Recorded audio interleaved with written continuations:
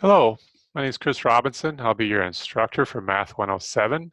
I'd like to take some time to introduce you to the layout of the course and to hopefully discuss a lot of the uh, potential questions you might have.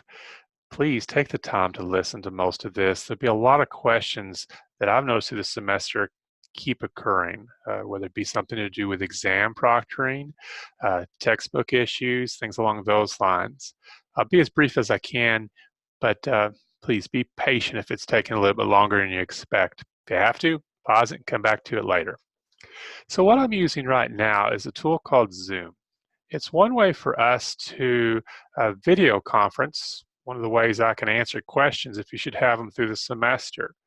You can access Zoom through your MyUSI account. There's a little bit of technical aspect to it. You might have to download the app for it. Uh, then after that, I can set up a conference room. We can meet whenever you need. Perhaps the best way to get a hold of me, though, is email. It's not as difficult to set up. Not that I don't like Zoom, but if you're looking for a quick answer to a question or just something you need to get to me as soon as possible, email is the best way to get a hold of me. I usually get back to you within one business day on those. Weekends can be a little spicy because family life has a lot of obligations. So you might not get an email back to me on a Saturday, but doesn't mean I'm not looking as often as I can Sunday night before we start back for the week. I like to make sure aren't any emergencies. So keep in mind, email is the best way to get a hold of me. If you want a video conference, we can use Zoom. I do have a phone number here in my office, but you got to really catch me when I'm in. And if you happen to live in the Evansville area and you want to meet face to face, I'm in the Science Center. We can sort that out if you need to. So what I'm using now can actually be used for screen capture, and I'd like to show you what is going on in Blackboard so that you can see all these options that we have. So let me share my screen. Give me just a moment. And let's look at our setup in Blackboard. Everyone should enter the course with the same location, the Start Here page. I'll tell you a little bit about myself. Right now, the course overview video, I'm making that. I will actually insert that in here, so it may look a little bit different whenever you're accessing it shortly, but kind of have to go through this process in order to get it there. Read and watch essential items. So whenever we start the course up, a syllabus is an important thing. I will email that to you ahead of time so you can look through it. But I also have what I call a voice thread, and if you're in the RN to BSN program, you may have used it in other courses if this isn't the first one you're taking. And I use this voice thread to discuss important items from the syllabus. These are really turning out to be sort of legal documents that take care of every aspect of the semester. Doesn't mean that every single thing in there is something you need to read right now. So I've created a discussion of the points that keep coming back semester after semester. Now with VoiceThread, you'll notice that I usually have a couple options here for you. Oh, excuse me. First of all, if you want to, you can just click on the PDF up there and see the entire syllabus. But the VoiceThread itself, heck, if you watch a YouTube video, you know how a lot of things work. You can click on the video itself, or if the link isn't working for that, click below. There's another link even, and that will open up a window, and VoiceThread will start up. Couple different ways for you to listen to my comments through the semester. This would be something that shows up as well if you're doing a discussion question, trying to post a response to that. So let me get back here. Sometimes along the top of the screen, you can go back a menu if you click on that rather than using the stuff on the left. Lots of different ways to get where you want. But these essential items, take a look at the syllabus. The module objectives, you can see what learning goals I have for the semester by module. Course calendar, this is important if you're planning, trying to figure out how to work your job into school, keep things running. So I've got a calendar of what we will do throughout the whole semester. You can figure out test dates, homework due dates, just by looking through there. And I have a discussion of that if you would like to see why things are color-coded a certain way.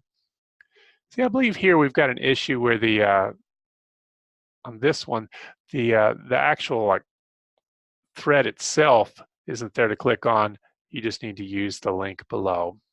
I'll see if I can't fix that next time around, but I try and make sure you always have two ways of accessing VoiceThreads. So after you've looked at the Start Here tab and went through the essential items, the first day access shows up, and this is a new item for this semester. In the past, when it comes to textbook, I need students to get two things. We have essentially it's a fundamental of mathematics textbook for nursing, and we submit our homework using MyLab for health professionals.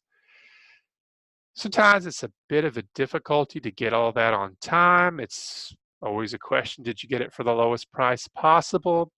The publisher this past spring said they were going to offer what they call first day access, where students on the very first day of class, and actually through the first week of class, could get access to an electronic copy of the book as well as MyLab at a reduced price.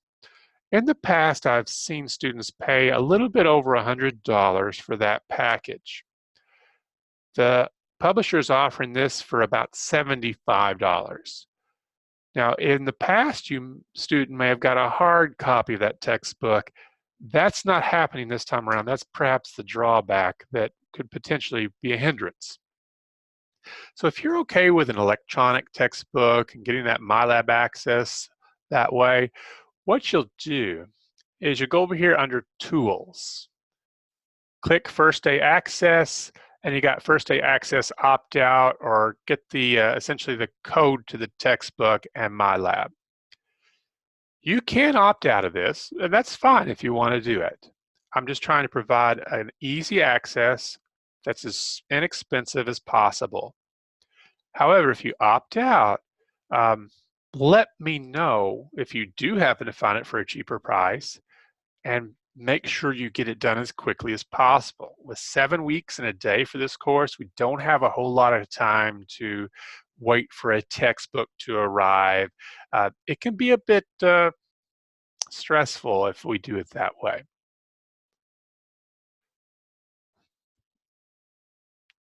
So let's get back here to this first day access. Got that, start here, excuse me. So you've seen the syllabus, you've taken care of your textbook. Oh, wait a minute, I don't want to forget this. If you decide to go with a textbook through this first day access, it's been told to me that you will be charged to the campus bookstore or campus store, however they say that exactly, for the text. You shouldn't have to be paying in this browser, or there shouldn't be anything online going on. It's not like an online purchase at that point. It should be through the university. If that's not the case, let me know. I'm learning at this time as well. But through the first week, they will give you access, and then Friday, I believe, they start to send out or to record those bills. Okay, good there. Now, once you have that access to the textbook and MyLab, should be some sort of access code. What you'll want to do, there's some tutorials on getting into MyLab. See, that'll be how we submit our homework for the semester and how we submit our quizzes. Exams will not be done in this manner. So there's a registration handout that you can click on that essentially talks to you about going to to MyLab and getting things set up that way. You're probably going to have to set up like a username and a password, get yourself an account set up before if you haven't done so. And then it should take you into the course. Now, you might be wondering, how does it know out of all the courses out there that you want mine? Well, what I would suggest, and I'm going to kind of go over here to the modules here for a second, is that whenever you do this for the first time, whenever you're trying to set up your MyLab account, if you go into the assessments, so I clicked on Module 1 and the online assessments, you can look down through here. It says Homework 1, 2, Quiz 1. Click on Homework number 1. I have created links within Blackboard to get you to your homework. They actually suggest that instead of going to Pearson and getting in MyLab outside of Blackboard, do it inside Blackboard, and it will know exactly which course you're trying to associate so that I get the scores for the homework that you're doing. So you can see now I clicked on that homework number 1. It took me a place where we're talking about agreements. You can enter an access code, things like that. Hopefully that takes care of any issues you might have for the homework. Now, after you take care of MyLab, if you're feeling any uncertainty with VoiceThread, there are a couple of tutorials.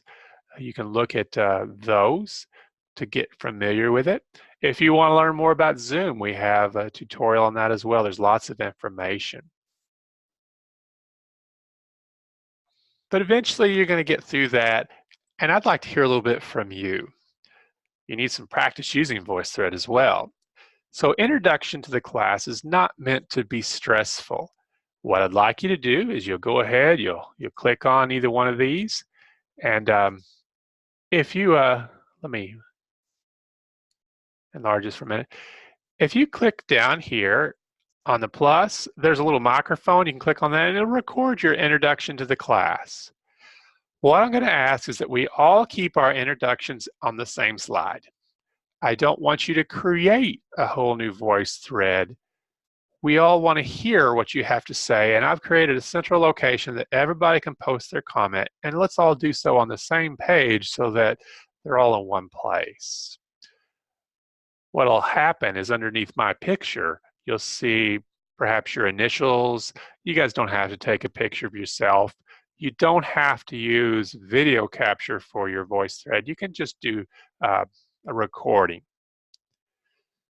So perhaps the first person will let us know if we use this slide. Yeah, this will be the slide. It will be when we do discussion questions. It might be a couple slides to pick from. So please just add your comment, and as I hear them, I'll do my best to reply to you, let you know you're welcome to the class once again. I do things like that, repetition, right? Key to a good teacher. And then after you've introduced yourself to a class, you can start working on module number 1. So over here at the left, let's just start to get into these modules. They have 4 different listings. We'll do a module on the basics, which is essentially arithmetic with fractions, decimals, being able to change between those 2 representations of a number, being able to work with a calculator, without. A calculator for the semester. What might you need? A scientific calculator, a graphing calculator, a calculator that you got at the house that you feel comfortable with. Perhaps you've got a family and one of your kids has a calculator they're not using anymore. I'm okay with you using pretty much anything. I suggested a simple scientific calculator. It should be around $10, but if you already got one at home, you do not need to go out and buy a new one. Textbooks are expensive enough already. So once you get into each of the modules, I'll always give you an overview, talk about what you're going to learn. Underneath that, you'll have your online assessment. So I try and group them together, and if you click on that, it'll tell you what day each of those is due. Try my best to make sure there aren't any surprises. As we mentioned earlier, you can click on the different homework assignments and the quiz assignments. While I'm thinking about it, Homework assignments can be resubmitted for a higher score. Suppose you get 8 out of 10, and all the homework assignments are worth 10 points. Sometimes they might have more questions, might have 16 questions that earn you 10 points, but they're all worth 10 points.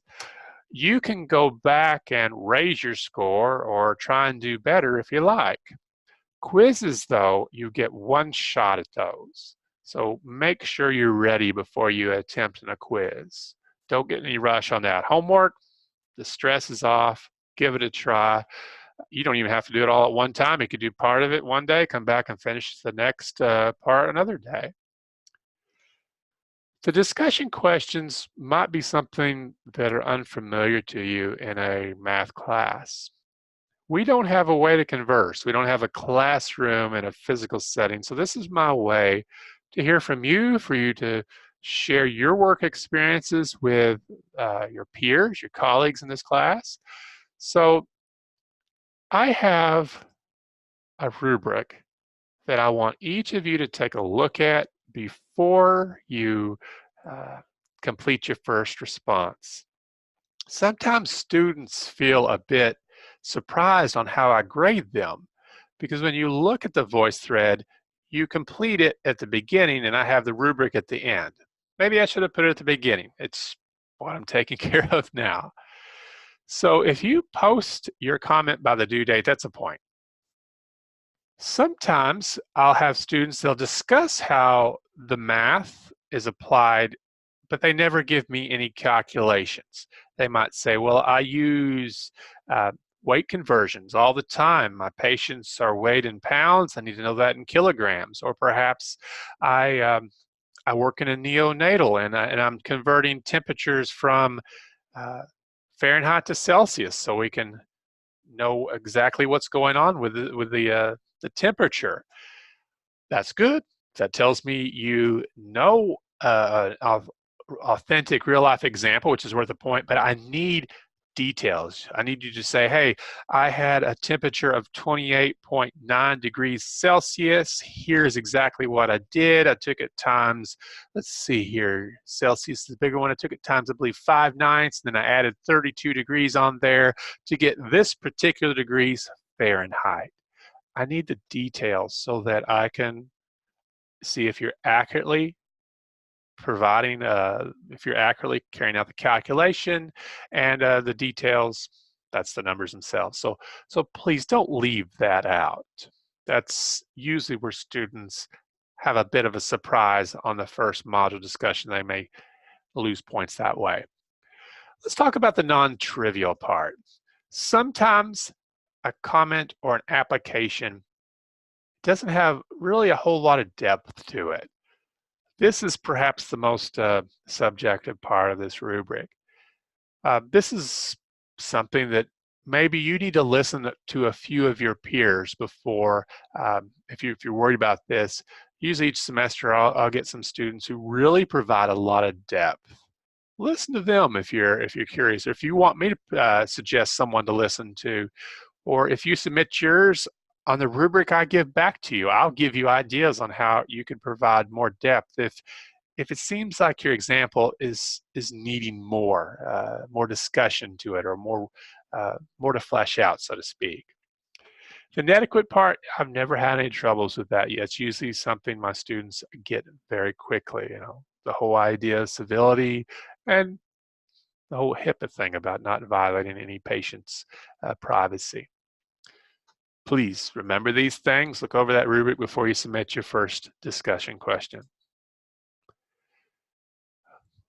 And as I said earlier, clicking on either one of these, we can get to the discussion question.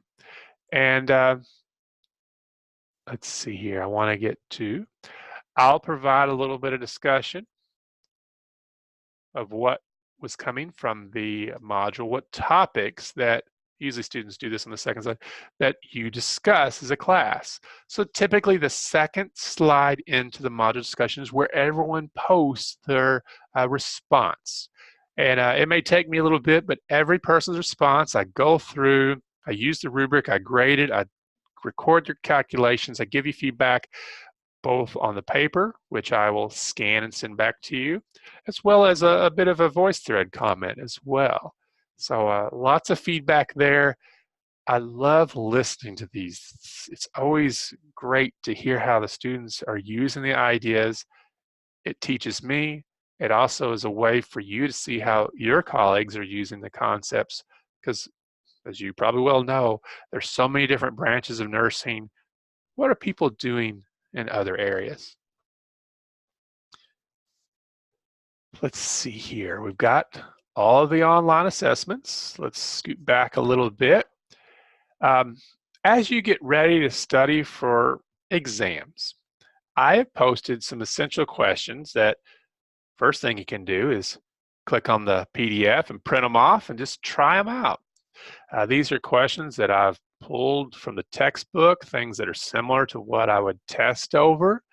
They're not exactly the same. I like to have a little bit of opportunity for you to be adventuresome, to show me that what you've learned can be applied in a slightly new situation.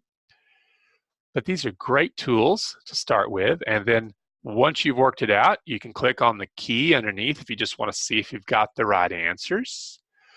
If you want to hear more, I've created a voice thread that would discuss each of those or most of those as you go through there. So I often feel uncomfortable thinking with online course that students don't have enough resources. So you've got questions to study for your exam. You've got a key to help study from the review guide. And then you've got a discussion on my part talking about how I go about solving the problems. In a few modules, I have some supplemental resources, some Khan Academy videos if you're having trouble with the addition of fractions, actually addition, multiplication. There's one I left out. Any of the operations with fractions, any of the operations with decimals, there's some extra stuff. If you want to use it, you can call me. Video conference if you'd like to do that too. I'm here to help. So here's our general structure for a module. Overview, online assessment, review guide or essential questions, and some supplemental resources if it applies. If you clicked on Module 2, you're going to see the same thing with one addition. There's a conversion sheet. As we go through the course, we're going to do unit conversions. If you want to know what conversions will be provided to you, because I don't expect you to memorize them, you can click on the sheet. You'll see what you are going to be given on exams. I also expect you to use these on exams. One thing I'd like to mention right now is a lot of times in the textbook, they'll say that 1 quart's equal to 1 liter. That's a pretty rough estimate. So you might notice in directions when I ask you to do things on exams, I say use the conversion sheet provided. So you'll have to go through this conversion sheet if you're going from quarts to liters and find a way from one to the other. Please, I know a lot of the homework, even some of the homework and quiz questions will ask you to use that sort of 1 liter is approximately 1 quart, but there's enough difference there that I worry about doing that. Okay, let me get back to where we were at.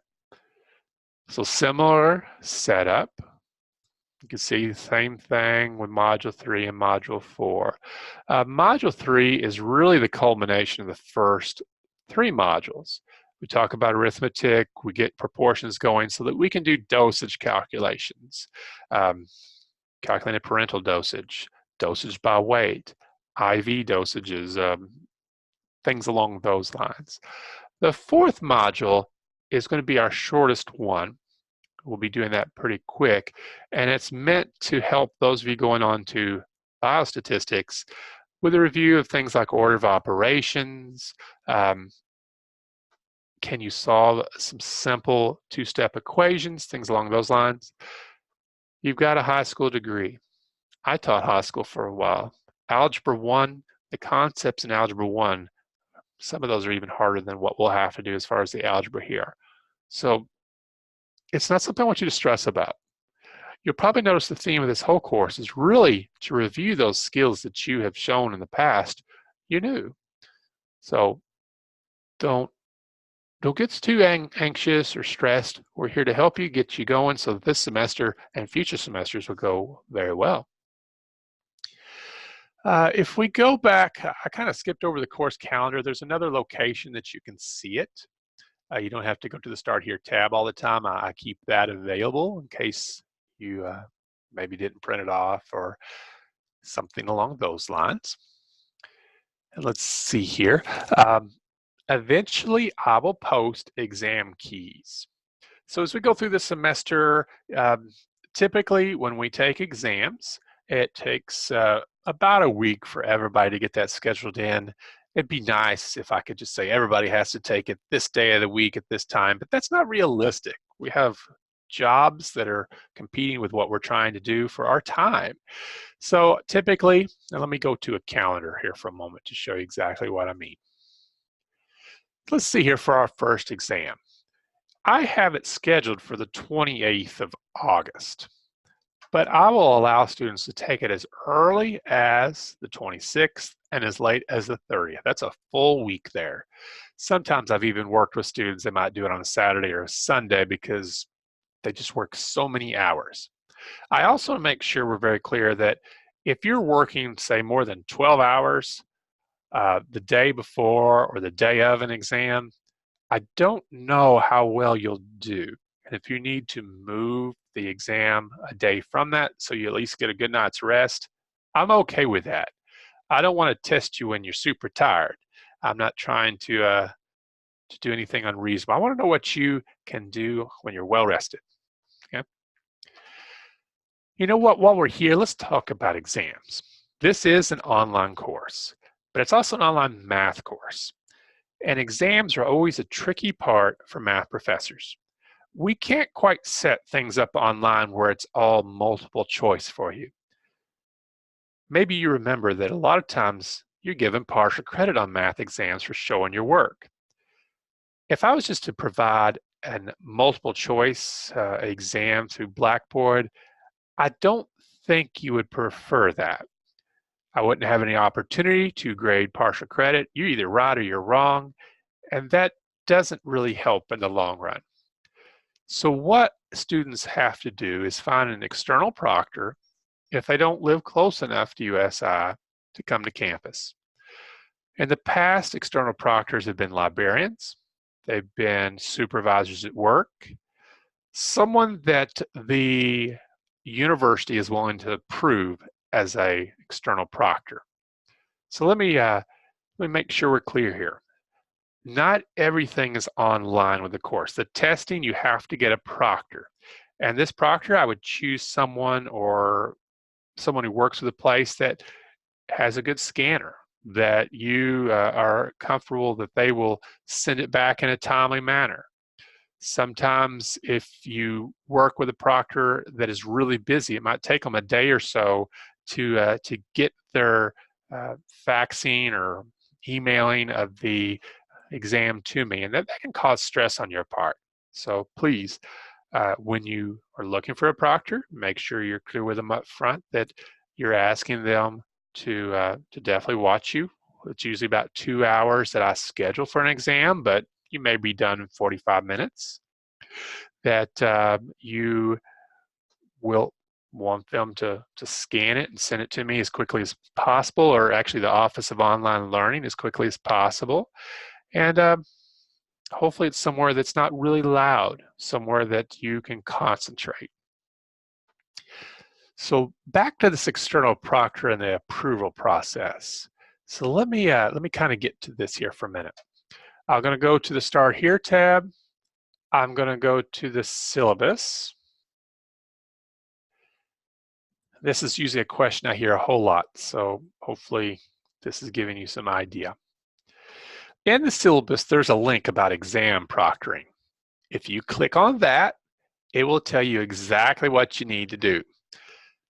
I'm going to put a request for proctoring services for our semester, so I've got to do some paperwork. And then you've got to put in a request for a proctor. That proctor's got to be approved, so you want to give it a few days for this to be done. Hopefully the first week of class we can get this all done. You don't want to wait till the second week of class to do this because it may not be enough time to get everything done. And then as you take each exam, you'll have to once again put a request in. It's not that you're reapproving your proctor, it's a request that the exam be sent to your proctor. So there's usually a couple forms. The initial request to approve the proctor, and then for each exam, a request to take the exam. Essentially, you're scheduling a time, and the Office of Online Learning knows when to send the exam. Okay. The link should help you a lot. Coming to this page will get you the stuff you need. You don't have to worry about the instructor responsibilities, just the student responsibilities. Okay, we're good there. Please, please, please do not put that off. That's, along with MyMathLab, the two bottlenecks we face in this semester. Getting access so you can do your homework and your quizzes, and then approving a proctor so you can take your exams. We're good there. Let's look down at tools. We've talked about first day access. Clicking on that essentially gets you to your textbook. MyLab, you probably won't use that a whole lot because I've created links within each module to get you to your homework. But you can do that if you like. Checking grades. If you click on this, you will see how I've entered things in, and let's see here, you should have a cumulative. Yeah, it'll be up here at the top. Not so much the weighted total, but your cumulative grade. So when you complete homework assignments and quiz assignments in MyLab, you'll know your score as soon as you're done. But you don't always know the average. So if you look back here every few days, typically whenever I finish all the grades for a module exam, I will come in and update your cumulative grade. So let's think here. After all the Module 1 exams are done, that'll probably be the first time I put a cumulative grade in here. After all the Module 2 exams are done, I'll update that.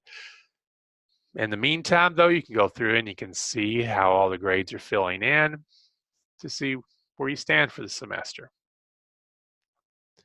Technology support. These are some items that you can really gain access to on the Start Here page. And the sending the email, sorry, that's showing all my options, but you can send me an email if you're just not replying to one of them that I've sent before. Thanks for your patience. I know this is a lot at one time. There's always a lot of hope at the beginning of the semester. Look forward to learning about you. I really think students teach me about as much as I teach them. I enjoy greatly seeing how math is applied. I've taught for many years, and one frustrating question I always get is, when am I ever going to use this? How's math useful? My students help me answer that, and I appreciate saying ahead of time, I appreciate you sharing your experiences with me. If you have any other questions, please let me know. I know it can be a little quick at the beginning of the semester. Don't let things wait. Get your MyLab access, get your proctor approved. Those use the two big hurdles. If there's anything else I can help you with, please let me know.